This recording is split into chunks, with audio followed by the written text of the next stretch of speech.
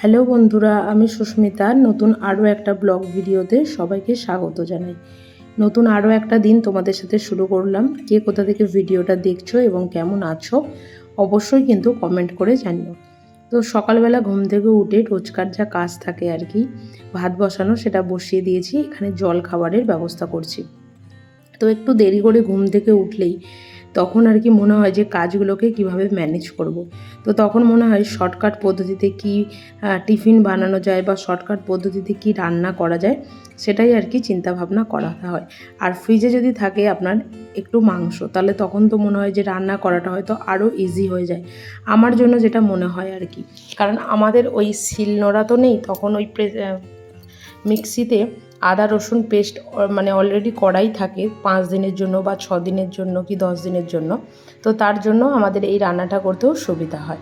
তো এদিকে একটুখানি ভেন্ডি আর একটু পেঁয়াজ দিয়ে এদিকে ভেজে নিচ্ছি, আর ওদিকে করব হচ্ছে মাংস। তো মোটামুটি আমার ওদিকে ভেন্ডিটা ভাজা হয়ে গেছে, আর এদিকে আলুটাকে প্রথমে যেমন আর কি মাংস করে আর কি সবাই, সেই রকমভাবে আর কি এদিকে ভেজে নিচ্ছি। তার কারণ হচ্ছে আজকে ঘুম থেকে উঠতে একটু দেরি হয়ে গেছে, যার জন্য সমস্ত কাজকর্ম করতেই কিন্তু লেট আর কি। তো কী আর করা যাবে, যাই হোক এদিকে আলুটা ভেজে নিয়েছি। এরপর এতে আজকে মাংসটা করব সম্পূর্ণভাবে কাঁচা লঙ্কায়, কারণ এত অত্যাধিক গরম পড়ে গেছে, গুঁড়ো লঙ্কার ঝাল যতটা কম খাওয়া যায় ততটাই মঙ্গল আর কি। সেই কারণের জন্য আজকে মাংসটা করব পুরোপুরিভাবে হচ্ছে মানে কাঁচা লঙ্কায় আর কি। তো প্রথমে ওই গোটা গরম মশলা ফোড়ন দিয়ে এদিকে একটু টমেটো আর এদিকে একটু পেঁয়াজ দিয়ে দিয়েছি, নুন দিয়ে একটু ভাজা করছি। আর টমেটোটা একটু বড় বড় করে কেটেছি, তার কারণ হচ্ছে বড়মশাই শিখিয়ে দিয়েছে ওই টমেটোটা একটু ভাজা হলে ওর ওপর থেকে যদি খোসাটা তুলে নেওয়া যায় তাহলে গ্রেভিটা নাকি খুব ভালো হয় আর কি। তো যাই হোক সেই পদ্ধতিতেই রান্নার প্রসেস আর কি চলছে। পেঁয়াজ আর টমেটোটা ভাজা হয়ে গেলে এখানে মাংসটা দিয়ে আর একটু ঢাকা দিয়ে দিই। এইভাবেই না আমি বেশ অনেকক্ষণ ধরে এদিকের কাজও হয় আর ওদিকে মাংসটাও খুব ভালোভাবে সেদ্ধও হয় আর কি। তো মাংসটা ধনেপাতা দিয়ে সমস্ত মশলা দিয়ে খুব ভালোভাবে কষানো হয়ে গেছে। এরপর এর মধ্যে দিয়ে দিলাম হচ্ছে গরম জল। আর মাংস রান্না তো তোমরা সবাই জানো, এখন বোধহয় একটা 10-15 বছরের বাচ্চাও জানে যে মানে মোটামুটি মাংস কীভাবে রান্না করতে হয়। আর আজকে ভাতের মধ্যে একটু পেঁপে সেদ্ধ দিয়েছিলাম, বড়মশাই তো খাবে না, আর হাতাতে তুলতে গেলে প্রথমে সবটাই ওঠে আর কি, তাই বেছে বেছে আমি আমার জন্য রেখে দিচ্ছি। আর ওর জন্য শুধুমাত্র ওই ভাত আর একটা টিফিন কৌটোতে দিচ্ছি ঢ্যাঁড়স আর পেঁয়াজ ভাজা, আর ওর মধ্যে দিয়ে দেবো হচ্ছে এক টুকরো লেবু, কারণ মাংস হলে লেবু দিয়ে খেতে বেশ ভালোই লাগে আমাদের সকলেরই। তো ওদিকে টিফিনটা গুছিয়ে দিয়ে দিয়েছি, আর এদিকে এবার ঘর দুয়ারটা পরিষ্কার করার পালা। কারণ যেদিন যেদিন একটু লেট হয়ে যায়, আবার যেদিন যেদিন একটু তাড়াহুড়ো করে বেরোবার প্রোগ্রাম থাকে, সেদিনকে আমার মনে হয় যে আগে এই কাজগুলো করে নিই, তারপর ওই কাজটা করবো আর কি। যদিও নিয়মটা যখনই এদিক ওদিক হয়ে যায় না, তখনই আমি মনে করি আমার কাজ করতে ভীষণ দেরি হয়ে যায়। কারণ আগে যখন সকালবেলা ঘুম থেকে উঠে ঝাঁট দেওয়া, ঘর মোছা এইসব কাজ করতাম, তখন মনে হতো যে বাসি কাজটা অনেক আগেই হয়ে গেছে। আর এখন যেহেতু এটা একটু পরে বা ওই রান্না করতে করতে মাঝে মাঝে করি, তখন যেন মনে হয় অনেকটা দেরি হয়ে যাবে আর কি। দেখতে পাচ্ছেন রোদ কিন্তু প্রচণ্ড পরিমাণে উঠে গেছে, এখন ঘড়ির কাঁটায় বাজে প্রায় ওই 9:30 পৌনে 10টা মতন আর কি। তো যাই হোক ওদিকে বড়মশাই তো অফিসে বেরিয়ে গেছে, আর প্রচণ্ড ধুলো বাইরেটাতে, কারণ হাওয়া তো বিকালের পর খুব সুন্দর হাওয়া দেয়। তো সেই কারণের জন্য এখন মোছামুছিটা রোজ করা সম্ভব নয়, তাই এই গলিটাও একটু ঝাঁট দিয়ে নিচ্ছি, কারণ মাঝরাতে দেখলাম প্রচণ্ড পরিমাণে হাওয়া দিচ্ছে, আর যে কারণের জন্য প্রচণ্ড ধুলো, প্রচণ্ড পাতা সমস্ত কিছুই এখানে এসে জড়ো হয়েছে। তাই অল্প একটু ঝাঁট দিয়ে দিলে কি হয়, কাজটা একটু এগিয়ে থাকে আর কি, এটাই আর কি। তো সিঁড়িটাও আজকে আর মুছবো না, কারণ রোজ রোজ মোছা অসম্ভব নয়। আর আজকে যে পরিমাণ হাওয়া দিয়ে ধুলো জমা হয়েছে, সেটা খুব একটা মুছলেও আর কি প্রথমে মুছলেই যাবে না।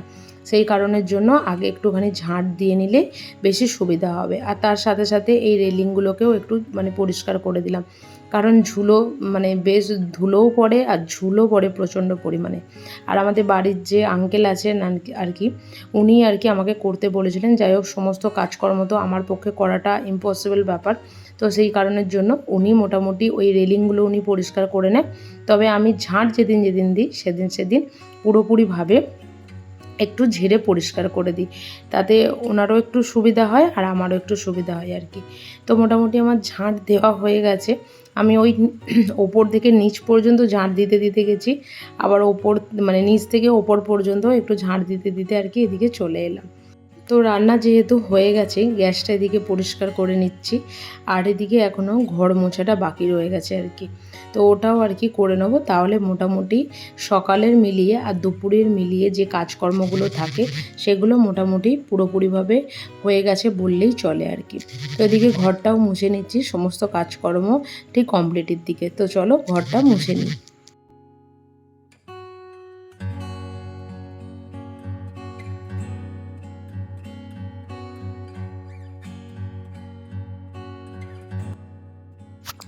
আর এর সাথে ঘর মোছা হয়ে গেছে, এদিকে চান করে বাইরে জামা কাপড়গুলো শুকাতে দিতে এসেছি আর কি। মানে রোদ উঠে মানে রোদটা এখন এদিকটা চলে গেলেও অতটা কিছু আর মনে হয় না। তার কারণ হচ্ছে প্রচণ্ড গরমে জামা কাপড়গুলো এমনিই 1-1.5 ঘন্টার মধ্যে শুকিয়ে যায়। আর সবথেকে ভালো একটা জিনিস হয়েছে, যেটা হচ্ছে জামা কাপড় তোলার জন্য একবার ছাদে যেতে মানে দেওয়ার জন্য একবার ছাদে যেতে হয় না, তোলার জন্য একবার ছাদে যেতে হয় না।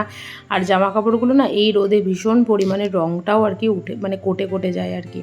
যেটা গেল বছর আমার 2-3টে নাইটি এরকম হয়েছে। এই যে নেট দেওয়া দরজাটা দেখছেন, এটাই হচ্ছে আমার বারান্দা। আর বারান্দার সাথে একদম অ্যাটাচ ওপরটা, খুব সুবিধা হয় জামা কাপড়গুলো এদিকে শোকাতে দিতে। এখন মোটামুটি বিছানার চাদর বা কম্বল এইগুলো ছাড়া আর কি মোটামুটি টুকিটাকি যেগুলোই করি না কেন সেগুলো মোটামুটি এদিকে আমি দিয়ে দিতে পারি, কোনো রকম কোনো অসুবিধা হয় না বললেই চলে আর কি। আর এখন যেহেতু গরমকাল, কাচাটা একটু বেশিই থাকে। আর সবথেকে বড় জিনিস হচ্ছে যখন আর কি মানে শীতকাল থাকে তখন একটু জমিয়ে কাচা হয়। আর তখন এই জায়গাটা জামা কাপড় দিলে সারাদিন আপনি যতক্ষণই দিয়ে রাখুন না কেন মোটেই শোকাবে না আর কি। তো যাই হোক, এদিকে জামা কাপড়গুলো শোকাতে দিয়ে দিচ্ছি। আর চলুন এর সাথে আজকের ব্লগটা এখানেই শেষ করছি। ব্লগটা দেখতে থাকুন, আর কেমন হয়েছে অবশ্যই কিন্তু জানাবেন। ভালো লাগলে ভিডিওটা একটা লাইক করবেন, শেয়ার করবেন, চ্যানেলটি সাবস্ক্রাইব করে পাশে থাকবেন। দেখা হবে নতুন আরও একটা ব্লগ ভিডিওতে, নতুন আরও একটা দিনের সঙ্গে খুব তাড়াতাড়ি। সুস্থ থাকবেন, ভালো থাকবেন, ব্লগটা দেখতে থাকুন। বাই।